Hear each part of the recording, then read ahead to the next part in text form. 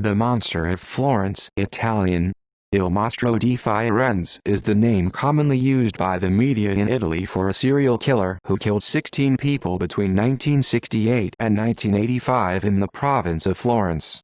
Law enforcement conducted several investigations into the cases over the course of several years. The courts reached the conclusion that the murders were not committed by a single person but by a group of at least 4 perpetrators who were convicted and later became known as the Snacks Companions, Compagnie di Merende. The victims were young amorous couples parked or camped in countryside areas in the vicinity of Florence during new moons. The murderers used multiple weapons, including a .22 caliber Beretta gun and knife, and in half of the cases excised sex organs from the bodies of the female victims, which appeared to be the motive for the crimes. Victims: August 21, 1968, Antonio Lobianco, 29, mason worker, and Barbara Lacci, 32, homemaker. Lovers. Shot to death with a .22 Beretta Insignia, a small town to the west of Florence, while Lacci's son Natalino Mele, 6, lay asleep in the back seat of the car. The child woke up and, finding his mother dead, fled in fright. At 2 a.m. he arrived at a house at about 2 kilometers from the crime scene and knocked on the door, telling the landlord, "Open the door and let me in, I'm sleepy and my daddy is sick in bed. Then you have to drive me home, because my mommy and my uncle are dead in their car." Questioned by the police on how could such a young child like him walk along a dark and unpaved country road for nearly 2 kilometers, Natalino initially answered he had run away alone, then changed his story and stated that either his father or an uncle, a term he had used to describe his mother's lovers, had driven him to the house where he asked for help. Years later, Natalino said again that he was alone, but was too shocked to remember exactly what happened on that night. Lacci, a native of Sardinia, was famous in the town because of her multiple love affairs, and had received the nickname Ape Regina, Queen Bee. Her older husband, an ingenuous man named Stefano Mele, was eventually charged with the murder and spent 6 years in jail. However, while he was imprisoned, more couples were murdered with the same gun. Several lovers of Lacci's were suspected to be perpetrators of the crime, and even Stefano stated on several occasions that one of them had killed her. September 15, 1974, Pasquale Gentilcore, barman, 19, and Stefania Pettini, accountant, 18, teenage sweethearts, shot to death and stabbed in a country lane near Borgo San Lorenzo while having sex in Gentilcore's Fiat 127. They were not far from a notorious disco called Teen Club, where they were supposed to spend the evening with some friends. Pettini's corpse had been violated with a grapevine stalk and disfigured with 97 stab wounds. Some hours before the murder, Pettini said something to a close friend about a weird man who terrified her. Another friend of Pettini's recalled that a strange man had followed and bothered the two of them during a driving lesson a few days before. Several couples of lovers who used to park in the same area where Gentilcore and Pettini were murdered stated that particular area was frequented by voyeurs, a pair of them acting very oddly. June 6, 1981, Giovanni Foggi, warehouse man, 30, and Carmela Danuccio, shop assistant, 21, engaged, shot to death and stabbed near Scandlicci, where they both lived. Danuccio's body was pulled out of the car and the killer cut out her pubic area with a notched knife. The next morning, a young voyeur, paramedic Enzo Spalletti, 30, went around speaking about the murder before the corpses had been discovered. He spent 3 months in jail, charged with murder, before the perpetrator exonerated him by killing again. October 23, 1981, Stefano Baldi, workman, 26, and Susanna Cambi, telephonist, 24, engaged and due to be married, shot to death and stabbed in a park in the vicinity of Polenzano. Cambi's pubic area was cut out like Danuccio's. An anonymous person phoned Cambi's mother the morning after the murder to talked to her about her daughter. A few days before the homicide, Susanna told her mother that there was somebody tormenting her and even chasing her by car. June 19, 1982, Paolo Minardi, mechanic, 22, and Antonella Migliorini, dressmaker, 20, engaged and due to be married, nicknamed Vinaville, a brand of superglue, as they were inseparable, shot to death just after having sex in Maynard I's car on a provincial road in Montesbertoli. This time the killer did not have the time to mutilate the female victim as the road was relatively busy, and several passing-by drivers testified that they saw the car parked at the side of the road with its interior light turned on. Minardi, though seriously injured, was still alive when found.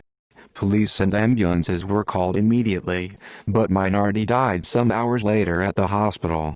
Minardi probably heard or saw the killer approaching and tried to drive away, but he lost control of the car and got stuck in the ditch on the other side of the road.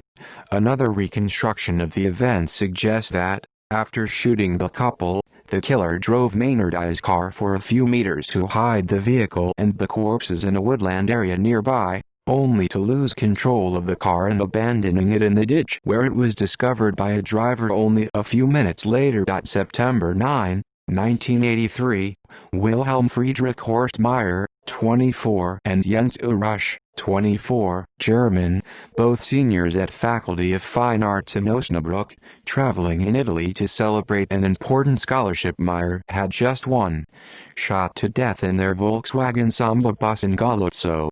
Rush's long blonde hair and his small build could have deceived the killer into thinking he was a female.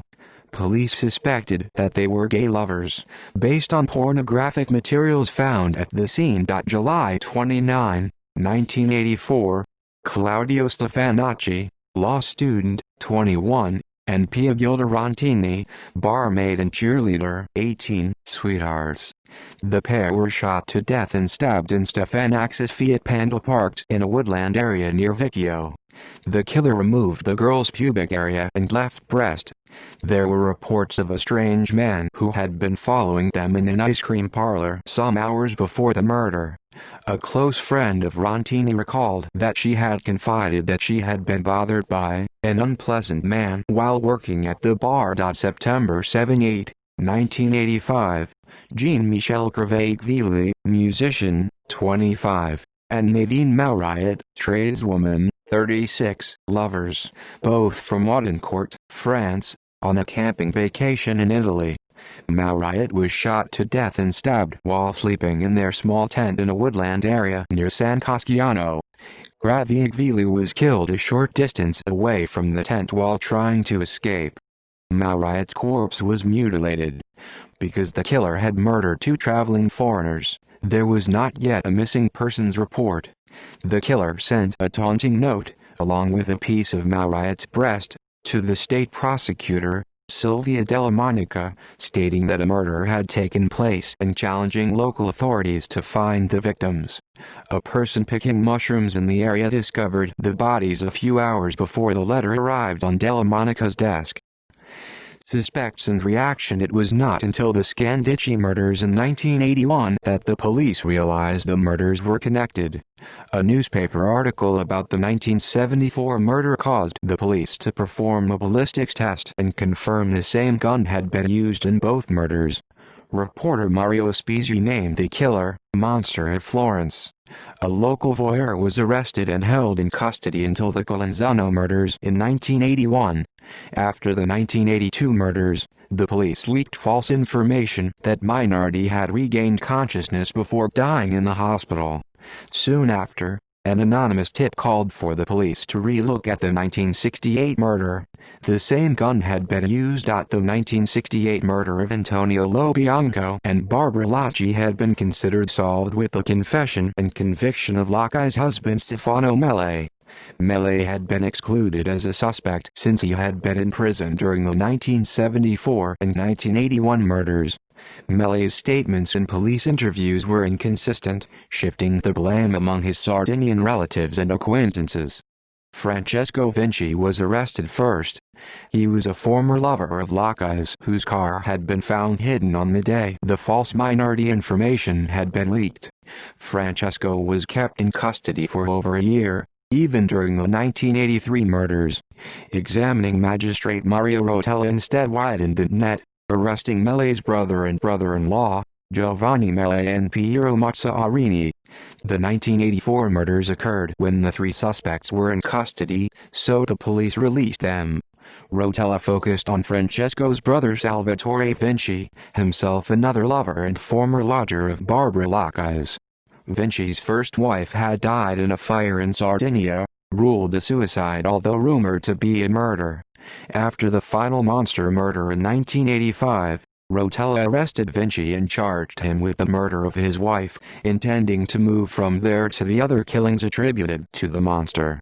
The trial in Sardinia instead acquitted Vinci, who walked free. By this point, Chief Prosecutor Pierluigi Vigna thought the Sardinian trail spent, and wanted to look into the possibility of the gun having been picked up by an unknown party after its use in the 1968 murder.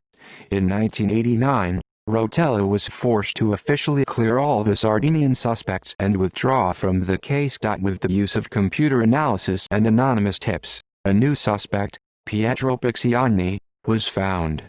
Pacciani had been convicted both for rape and domestic abuse of his two daughters, and for the 1951 murder of a man who had relations with his ex-girlfriend, for which he served 13 years in prison. Inspector Ruggero Perugini found incriminating evidence, such as similarities between the 1951 murder and the monster killings, as well as a reproduction of Primavera by Botticelli and another painting thought to be by Picciani. The only physical evidence against Picciani was an unfired bullet of the same brand as the monsters, found in Pacciani's garden at the end of a lengthy search. Pacciani was controversially convicted in his initial trial in 1994. At his appeal, the prosecutor took Pacciani's side, citing lack of evidence and poor police work. As a result, Picciani was acquitted and released in 1996. Perugini's successor Michele Dutari tried to introduce new witnesses at the final hour, but was denied. A new trial for Picciani was ordered by the Supreme Court, but he died in 1998 before it could begin. Instead, two alleged accomplices were tried, Mario Vanni and Giancarlo Lotti. Vanni had been a witness at Pacciani's trial, where he famously claimed the two of them merely to be picnic companions, compagni di merende, a term that entered Italian vernaculum. Lotti had been one of Gaetari's surprise witnesses, claiming to have seen Picciani and Vanni commit the 1985 murder. After many more sessions of questioning, he had begun to incriminate himself in the murders as well. Both were convicted and condemned to life imprisonment, though their sentences have been widely criticized and many consider the murders to be unsolved. In 2001, Gaetari, now Chief Inspector for the Police Unit GIDES, Gruppo Investigativo Delitti Seriali, Investigative Group for Serial Crimes, announced that the crimes were connected to a satanic cult allegedly active in the Florence area. In his testimony, Lotti had spoken of a doctor who had hired Picciani to commit the murders and collect the genitalia of the women for use in rituals. Gaetari justified this partly on the discovery of a pyramidal stone near a villa where Picciani had been employed. The stone, Gaetari suggested, was indicative of cult activity. Critics, such as Spizzi, found this idea laughable, given that such stones are commonly used as doorstops in the surrounding area. The villa was searched, but nothing was found. Gaetari, the chief prosecutor of Perugia Giuliano Mignani and blogger Gabriella Carlizzi speculated that a pharmacist, Francesco Calamandrei, and the deceased physician from Perugia, Francesco Narducci, had been involved in the secret society ordering Picciani and the others. Calamandrei was put on trial while Narducci's body was exhumed. In the end, Calamandrei was completely exonerated and nothing incriminating was found regarding Narducci. During the process, journalist Mario Spizzi was arrested by Mignani. Spezia had been investigating his own favored suspect, a son of Salvatore Vinci. Mignini claimed he did so to obstruct the investigation into Calamandre and Narducci's sect, to which he claimed Spizzi belonged. After international outcry, Spizzi was set free, his arrest declared illegal. Gaetari and Mignini were indicted for abuse of office. GIDES was dissolved, and no active investigation of the monster of Florence remains. Italian magazine Tempi published an article on the 23rd of May 2018 suggesting that the Zodiac Killer and the monster of Florence are the same person, Giuseppe Joe Bevilacqua, an Italian-American. In a Tempi article published on the 13th of June 2018, the author offers an explanation on how to decipher the Zodiac Killer's infamous cryptograms. Books, film and television. The Monster of Florence, a 1983 non-fiction book by Mario Spizzi, was the basis for a 1986 Italian film of the same name written and directed by Cesare Ferrario, and co-written by Fulvio Ricciardi. El Assassino e Graf and Cora tra noi. The Murderer is Still Free Among Us, an Italian giallo loosely based on the case, was filmed soon after one of the murders and also released in 1986. It was written and directed by Camillo Teddy, and co-written by Giuliano Carnamio and Ernesto Gastaldi. Paolo Fagioli and Johnny Siragusa's 28-Degree Minuto, 1991, is a drama starring Corin Clary and Christian Borromeo inspired by the case. The 1996 book The Monster of Florence by Magdalene Abdoudit Pixiani as Il Mostro and was based on actual and extensive case documents. Although the book is a work of fiction, Nab states that the investigation in the novel was real and the presentation as fiction was a protective measure. The 1999 novel Hannibal, the 2001 film adaptation, and the television adaptation have all used the Il Mostro case as the basis for a subplot of the scenes set in Florence. Thomas Harris visited Florence and attended Pacciani's trial while researching the book. In the novel, supporting antagonist Inspector Rinaldo Passi, based on Ruggero Perugini, was professionally disgraced when he arrested the wrong man for the Il Mostro murders. In scenes that were cut from the film before its release, a janitor at the Palazzo Vecchio, who witnesses Hannibal Lecter, Anthony Hopkins murdering Chief Inspector Rinaldo Passi, Giancarlo Giannini before fleeing the city, is revealed to be Il Mostro. Although the subplot involving Il Mostro was removed entirely from the completed film, the deleted scenes are included as an extra feature on the DVD. In the third season of the television series, it is implied that Hannibal himself, Mads Mikkelsen, was Il Mostro. The 2008 book The Monster of Florence, a true story by Douglas Preston and Mario Spizzi, cast doubts on the culpability of Pixiani as Il Mostro. Writer-producer Christopher McQuarrie purchased the screen rights to the book. In 2009, a six-part television film, Il Mostro di Firenze, was produced and broadcast by Fox Crime. The 2011 ebook The True Stories of the Monster of Florence by Jacopo Pessin and Giacomo Brunoro, April 2011, gives a detailed account of all the murders and the different investigative theories. The 2012 book Delitto degli Scopetti, Giustizia Mancata, The Scopetti Crime, Failed Justice, written by lawyer Viri Adriani, Francesco Capoletti, and Salvatore Mauceri, reanalyzes and reconstructs the final pair of murders, which took place in the town of Scopetti, of French tourist Cravicvili and Mauriad. The book exposes missteps and procedural errors in the investigation. In Il Mostro, the second episode of Season 2 of the television series Criminal Minds, Beyond Borders, the Monster of Florence is identified as a surgeon, played by Paul Sorvino. Suspected of being the monster after the murders, he left Florence and continued to kill elsewhere in Europe and in Asia.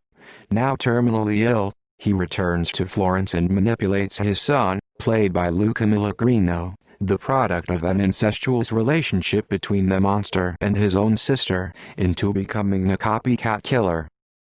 References: External links: The Monster of Florence, a detailed and accurate account of all the facts and theories behind the case. The Monster of Florence, Time. A shorter account on Douglas Preston's narrative can be found online.